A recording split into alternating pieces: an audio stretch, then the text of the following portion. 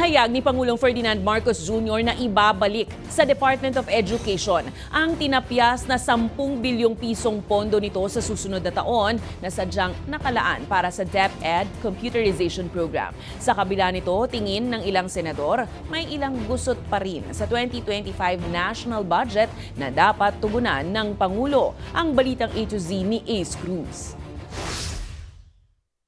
Tinitingnan na ni Pangulong Ferdinand Marcos Jr. na ibalik ang 10 billion pesos na tinapyas ng Bicameral Committee sa pondo ng Department of Education sa susunod na taon. Gate ng Pangulo, kumpiyansa siyang may babalik ang naturang halaga na gagamitin sa DepEd Computerization Program. Hindi pa buo ang sagot ko. Pero sasabihin ko na sa inyo, tinatrabaho namin yan. At kailangan na kailangan. Hindi, you know, the 12 billion from an original request of 12 billion to be reduced down to 2. 12 billion is only sufficient to maintain what we're already doing, when in fact we have to do more. Nagpapasalamat naman si Education Secretary Sani Angara sa akbang ng Pangulo na ibalik ang naturang pondo. Una nang sinabi ni Angara na magagamit ang halaga para sa libu-libong computers at gadgets para sa mga mag-aaral. Tumawag siya nung isang araw at sabi hindi siya makatulog na nawala yun.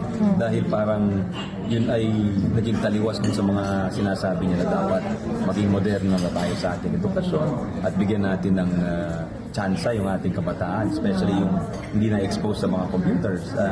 Sabi niya, sa darating na panahon, mahihiwalay yung mundo sa mga marunong mag-computer at sa mga hindi marunong mag-computer. Alinsunod sa konstitusyon, edukasyon dapat ang may pinakamataas na alokasyon sa national budget, bagay na iginiit ni Senador Mig Zubiri. Nakikita ko po frustration ni Senator Angara, ni Secretary Angara, na I fully support his frustration at sana po ma-remedy po yan. Under Article 5 of the Constitution, education should have received the highest priority in the budget of our country, budget of Congress, coming from Congress. Una nang iginiit ni Senate Finance Chairperson Senator Grace Poe na nananatiling prioridad ang edukasyon sa national budget. Katunayan ay tinaas pa ang pondo para sa teaching supplies allowance. Bagamat tutugunan na ng Pangulo ang Budget Education Department, tingin ni Senate Minority Leader Coco Pimentel, may issue pa rin sa 2025 national budget, kabilang dito ang higit sa 370 billion pesos na pagtaas ng unprogrammed funds. As a matter of fact,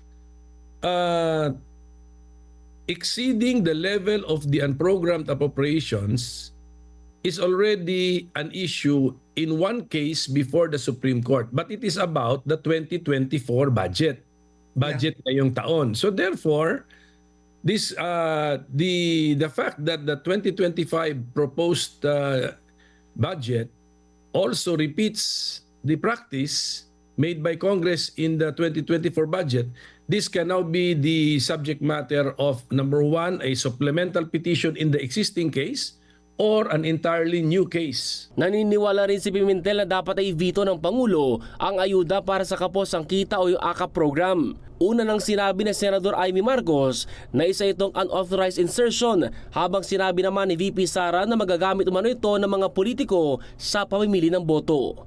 Para sa Balitang A to Z, Ace Cruz.